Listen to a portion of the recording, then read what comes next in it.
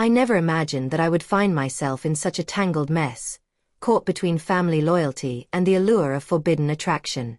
At 34, my life in Manchester was fairly stable.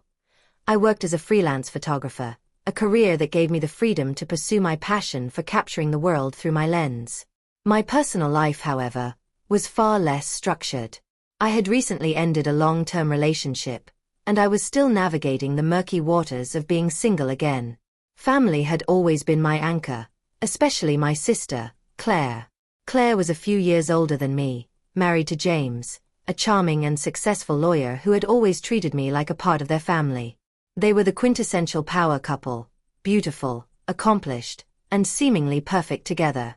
I often envied their life, wishing I could find the same kind of love that Claire had found with James. One weekend, Claire had to travel to Edinburgh for a work conference, leaving James alone at their house. She asked me to drop by and water the plants, check the mail, and make sure everything was in order while she was away.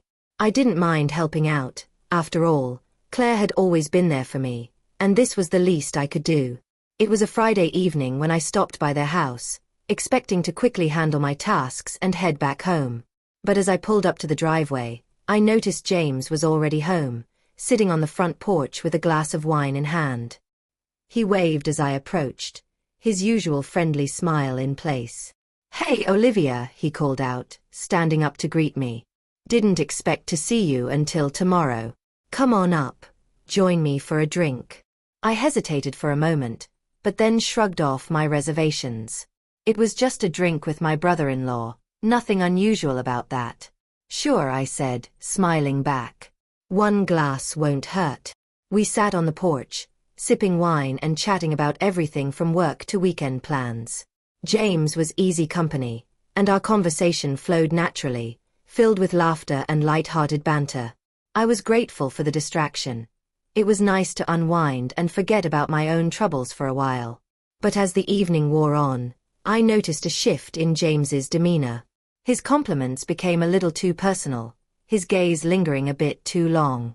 I tried to brush it off, chalking it up to the wine and the late hour, but there was a nagging feeling in the back of my mind that I couldn't quite shake.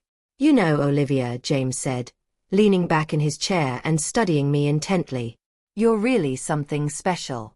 I've always admired your spirit, your independence. Claire talks about you all the time, and I can see why." I laughed awkwardly, trying to deflect the compliment. "Thanks, James. I'm just doing my best, like everyone else." "No, really," he insisted, his tone earnest. "You're different. You've got this energy, this spark that's refreshing. It's rare to find someone who's so unapologetically themselves." I smiled, though I could feel my cheeks warming under his gaze. "That's kind of you to say. But I think you're giving me too much credit." James shook his head, his eyes never leaving mine. "Not at all. I mean it. I've always thought you were remarkable." There was a pause, the air between us growing heavy with unspoken tension. I shifted uncomfortably, suddenly aware of the intimacy of the moment. This was James, my sister's husband, a man who should have been completely off limits. But the way he was looking at me, the intensity of his gaze, made it hard to ignore the pull I felt. "James, I should probably get going," I said, standing up and glancing at my watch. "It's getting late." He stood up as well, moving closer, and for a brief moment, I thought he might try to kiss me. But instead, he simply took my hand, his grip firm but gentle. "Olivia, I didn't mean to make you uncomfortable," he said quietly. I enjoy your company. And sometimes, I feel like I can be more myself around you than anyone else." I stared at him, my mind racing with conflicting thoughts. I knew this was wrong, that whatever was happening between us needed to stop before it went any further. Claire was my sister, my best friend, and I couldn't betray her trust. But there was also a part of me that was undeniably drawn to James, to the way he made me feel seen and appreciated. "James, this isn't right," I said firmly, pulling my hand away. "You're married to my sister. I can't do this." He nodded, his expression remorseful. "I know. And I'm sorry if I crossed a line. I never meant to put you in an awkward position. It's okay, I replied, though my voice was shaky. But I think it's best if I go. I left quickly, my mind buzzing with the implications of what had just happened. As I drove home, I replayed the evening in my head, wondering how things had spiraled so quickly out of control. I knew that James's words and actions were inappropriate, but I couldn't deny the flutter of excitement they had stirred in me. It was a dangerous feeling, one that I knew I had to quash before it took root. Over the next few days, I tried to put the incident behind me, focusing on work and avoiding any unnecessary contact with James. I ignored his texts, kept my visits to their house strictly business, and did my best to act as if nothing had happened. But the memory of that evening lingered, a nagging reminder of the line that had been crossed. Then, one evening as I was sorting through some photos at home, I received a call from James. "Hey Olivia," he said, his voice cautious. "I just wanted to check in. I hope I didn't make things weird the other night. I've been feeling terrible about it." "It's fine, James," I said, trying to sound casual. "Let's just forget it ever happened." "I'd like to," he admitted. "But I can't stop thinking about it." "About you." My heart skipped a beat, a mix of anxiety and something else, something I didn't want to acknowledge.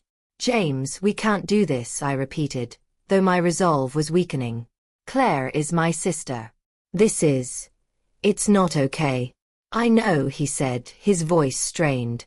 "But I can't help how I feel. I'm not asking for anything, Olivia.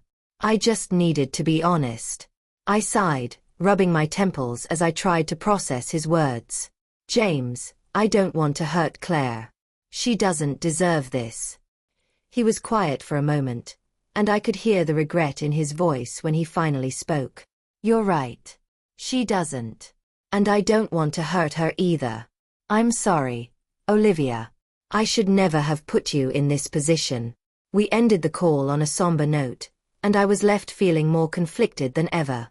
I wanted to do the right thing, to protect my relationship with Claire and uphold the boundaries that had been crossed.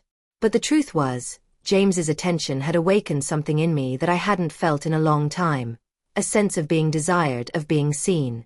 The following weekend, Claire returned from her conference, and she invited me over for dinner to catch up. I was hesitant at first, unsure of how I would navigate the evening with James there, but I didn't want to raise any suspicions. I put on my bravest face and went, determined to keep things as normal as possible. When I arrived, Claire greeted me with her usual exuberance, pulling me into a tight hug. "I missed you," she exclaimed, beaming. "It's been too long." "Missed you too," I replied, forcing a smile. "How was Edinburgh?" "Oh, the usual. Lots of meetings and not nearly enough time to explore," she said, rolling her eyes. "But I'm glad to be back. It's always better at home." As we settled into the evening, I couldn't help but feel a pang of guilt every time I glanced at James.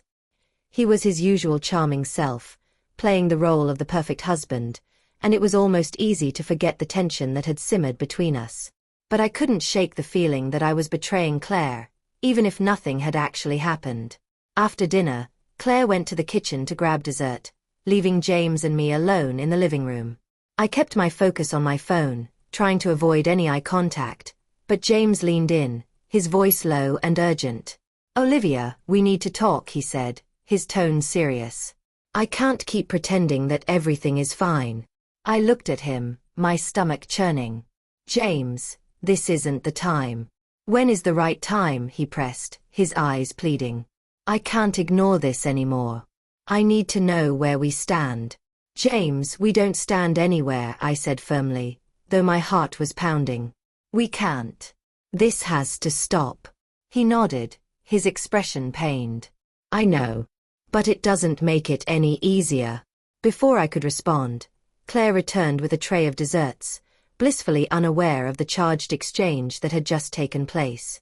I plastered on a smile, determined to keep up appearances, and tried to focus on the conversation. But every time I glanced at James, I could see the unspoken tension in his eyes, and I knew that things were far from resolved. As I left their house that night, I felt a heavy weight on my shoulders. I knew that the situation with James was a ticking time bomb, one that could explode at any moment and shatter the delicate balance of our lives.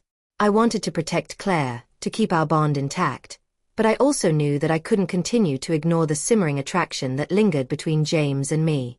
In the days that followed, I kept my distance, throwing myself into work and avoiding any contact with James. But the guilt gnawed at me, and I knew that I couldn't keep living in this limbo. I had to make a decision, to either confront the situation head-on or walk away entirely. One afternoon, as I was editing photos in my studio, I received a text from James. "Olivia, I need to talk to you. Please. It's important." I stared at the message, my heart racing. I knew that meeting him could open a Pandora's box of emotions, but I also knew that I couldn't keep running from the truth. I needed closure, for myself and for Claire. "Okay. Let's meet at the park near your house." When I arrived at the park, James was already there, sitting on a bench and looking lost in thought. He glanced up as I approached, his expression a mix of relief and anxiety. "Thanks for meeting me," he said, standing up. "I know this isn't easy." "It's not," I replied, crossing my arms. "But we need to figure this out, James. This can't go on." He nodded, taking a deep breath. "I know. And I'm sorry, Olivia. I've been selfish, and I've let my feelings get in the way of what's right.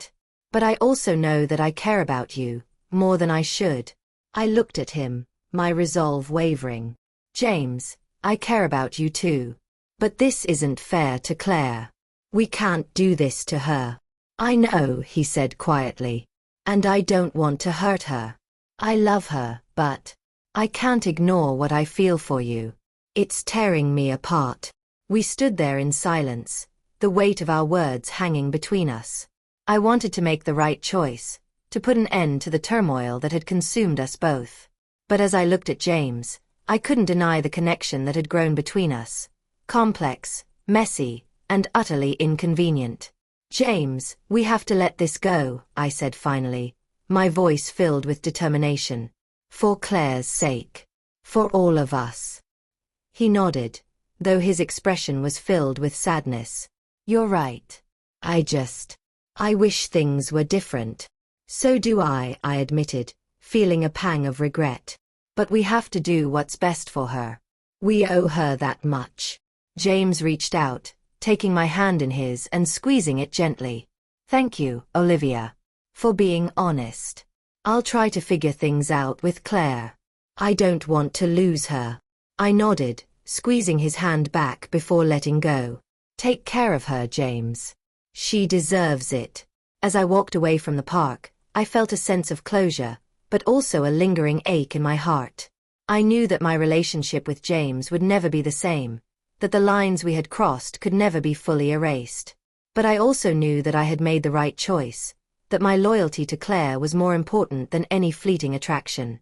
In the days that followed, I focused on rebuilding my connection with Claire, determined to keep our bond strong despite the turmoil that had threatened to tear it apart.